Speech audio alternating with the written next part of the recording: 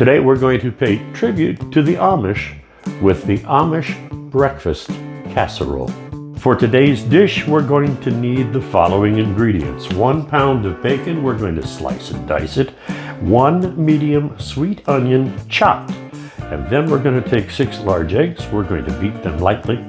Also next to that, we have 4 cups of frozen shredded hash brown potatoes that are already thawed and ready to use. You'll want them thawed as well.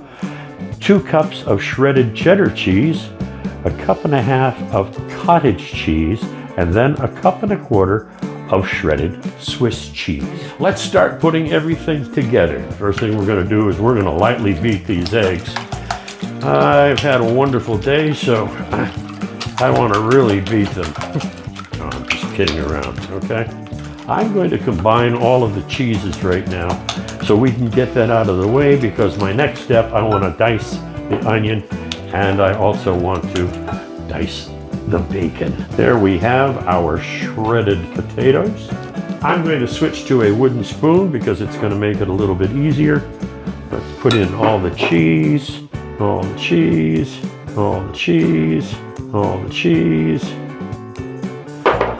This is going to be so good.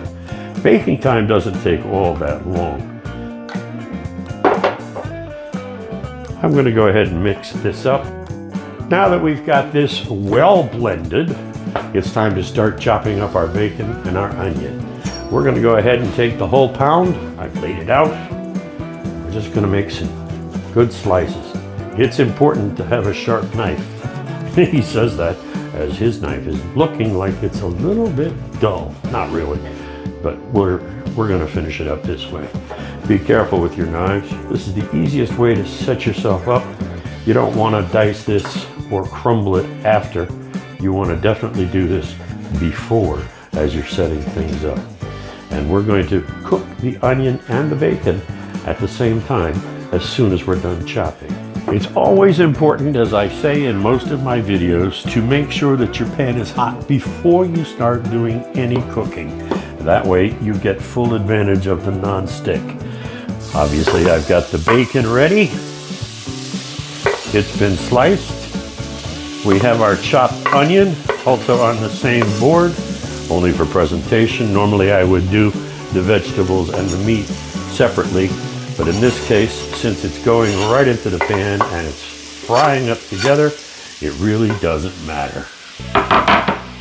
Let me go ahead and chop this up a little bit, move it around so it breaks up that bacon. And this is going to take a little while, which means we're going to give our camera operator a break, and we'll be back in just a few minutes. Well, now that the bacon is sufficiently crispy, which is always fun, it takes a little while, but it's worth it. I have drained it and got rid of as much of the grease as we possibly can. First thing I'm going to do after I'm done with this, I'm going to go ahead and mix it all together. And then we're going to put it in a 9x13 dish. Meantime, while I'm talking to you, yes, I have my oven heating up, and we want it to get to 350.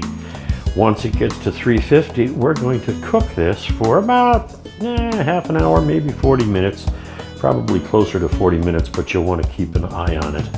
And when it comes out, you'll want to let it cool for a little bit so it can set up. And that way you can cut slices for servings, and it should remain nice and firm. Okay, we can do more mixing once I get it in here. I'm going to take my trusty Pam.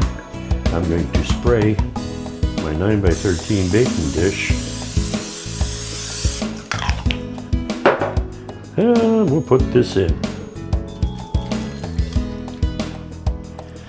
I'm going to try and smooth this out, make it as level as I can.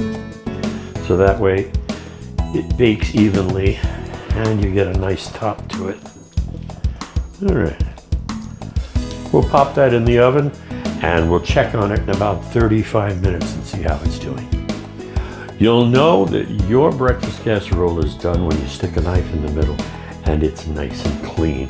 I'm going to let this set for about 10 minutes and then we're going to cut it up and enjoy.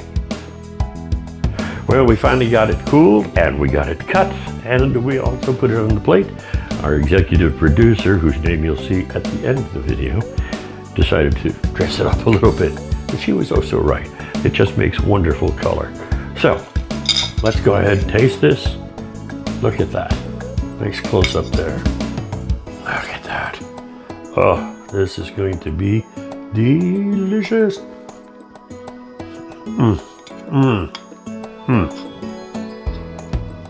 This has to be one of my all-time favorite make-ahead breakfasts. Right up there with quiche. Actually, no, probably better than quiche. You will enjoy this. You'll amaze your friends and family. And please, if you make it, leave a comment below. I'd love to hear how it came out for you. Meantime, for Cooking in a Flannel Shirt, thank you very much for watching.